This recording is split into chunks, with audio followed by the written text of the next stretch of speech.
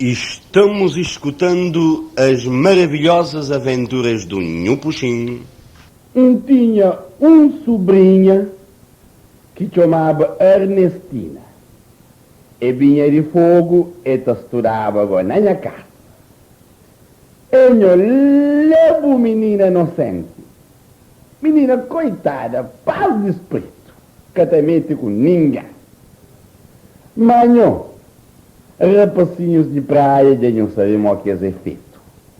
Sabidos ou regalado da cabeça. E tudo vez que se te brinca com a Ernestina, esta vem com suas bolas, estas panquenas chão, esta panha, esta folha arriba per árvore, esta folha Ernestina sube o panha. Coitado da Ernestina inocente, ta garanha na per árvore, ta sube lá arriba, rapacinhos ta fica debaixo, ta espreta. E a Ernestina espanhol na molão. Coitado de menino, forte inocente.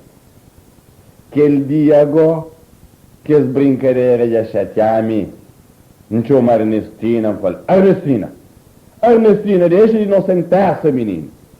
A boca xinte, mas rapacinhos te bota a bola, riba de perarve te mandava a panha, pes podes pretar o calcinha. E eu bem ri.